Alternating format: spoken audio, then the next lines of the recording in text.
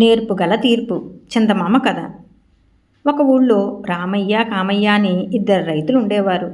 ఇద్దరూ స్నేహితులు. రామయ్య కొంచెం దయాగుణము దాతృత్వము కలవాడు. ఎవరి కష్టంలో ఉన్నా తన శక్తి కొద్దీ ఆదుకునేవాడు.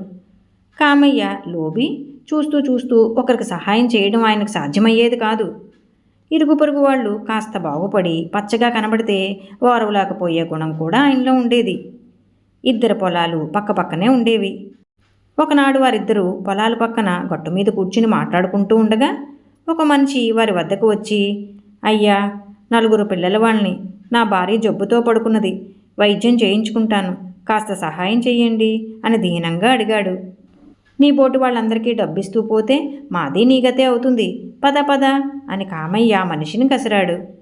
ఆ మనిషి రామయ్య కేసి మరింత దీనంగా చూశాడు. రామయ్య తన జేబులో నుంచి 10 రూపాయలు తీసి ఇస్తూ, వెళ్ళు నాయనా, నీ భార్యకు వెంటనే వైద్యం చేయించుకో అన్నాడు. రామయ్య అలా డబ్బిచ్చి ఆ మనిషిని పంపటం తనను అవమానపరచటమేనని కామయ్యకు తోచింది. అవకాశం దొరికితే రామయ్య మీద పగ తీర్చుకుని ఇంకా హెచ్చు అవమానం చేయాలని కామయ్య నిశ్చయించుకున్నాడు. కొంతకాలం గడిచింది. ఒకనాడు రామయ్య తన పొలాల పక్కగా ప్రవహించే కాలువకు వెళ్ళేసరికి ఒక ఆవుదూడ కాలువలో కొట్టుకువస్తూ ఉండటం కనబడింది.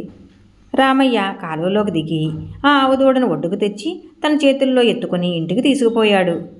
తలంపుగా దొరికిన ఆ దూడను చూసి రామయ్య భార్య కూడా ఎంతో ముచ్చటపడి దానికి కుడితి పెట్టింది. ఇది జరిగిన మర్నాడే కామయ్య రామయ్య ఇంటికి వచ్చి దూడను చూశాడు. కామయ్య దాని గురించి ప్రస్తావించకుండానే తన ఇంటికి తిరిగి వెళ్ళిపోయి, రామయ్యకు ఆవులు లేవు కదా, దూడెలా వచ్చింది, ఎక్కడో దొంగతనం చేసి ఉంటాడు, ఈ దొంగతనం గురించి గ్రామాధికారితో ఫిర్యాదు చేసినట్లయితే ఇక రామయ్య ఊళ్ళో తలెత్తుకు తిరగలేడు, 10 మందిలో చచ్చే అవమానం అవుతుంది అని తనలో అనుకున్నాడు. కామయ్య ఆ సాయంకాలమే గ్రామాధికారి వద్దకు వెళ్ళి, అయ్యా, నిన్న రాత్రి మా ఆవు దూడను ఎవరో ఎత్తుకుపోయారు. ఇవాళ రామయ్య ఇంటికి వెళితే అక్కడ ఒక దూడ కనిపించింది. అది మా దూడలాగానే ఉన్నది. రామయ్య మా దూడను దొంగలించాడని నా అనుమానం. అతనికి ఆవులే లేవు అన్నాడు. వెంటనే గ్రామాధికారి దూడతో సహా రమ్మని రామయ్యకు కబురు పంపాడు. కబురు అందుతూనే రామయ్య దూడతో సహా వచ్చాడు. అక్కడ తన మిత్రుడైన కామయ్య ఉండడం చూసి రామయ్యకు ఆశ్చర్యం వేసింది. ఏమండి రామయ్య గారు, దూడను తోలుకొచ్చారా? సరే, మీకు ఆవులున్నాయా అని గ్రామాధికారి అడిగాడు. లేవండి అన్నాడు రామయ్య. ఆవులే లేవా?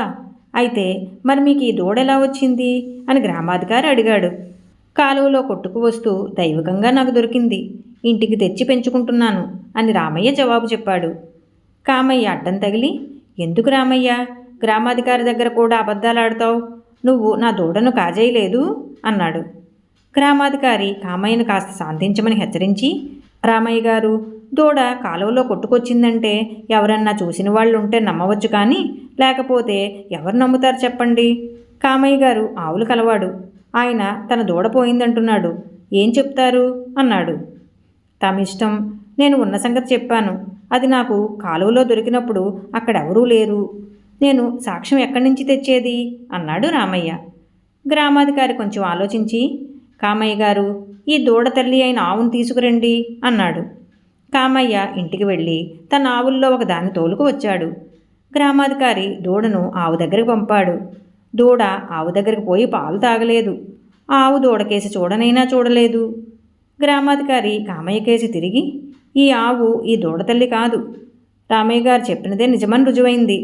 ఆయనను అవమానపరచాలని ఆయన మీద లేని నేరం ఆరోపణ చేసినందుకు నీ మీద జరిమానా వేస్తున్నాను అన్నాడు. రామయ్య తన దూడను తీసుకుని ఇంటికి వెళ్ళిపోయాడు. కామయ్యకు ఊరువాళ్ళ మధ్య తీరని అవమానం జరిగింది. ఈ కథ మీకు నచ్చినట్లయితే లైక్ చేయండి, షేర్ చేయండి. మరిన్ని మంచి కథల కోసం మా సంపత్ ఛానల్ని సబ్స్క్రైబ్ చేసుకోండి.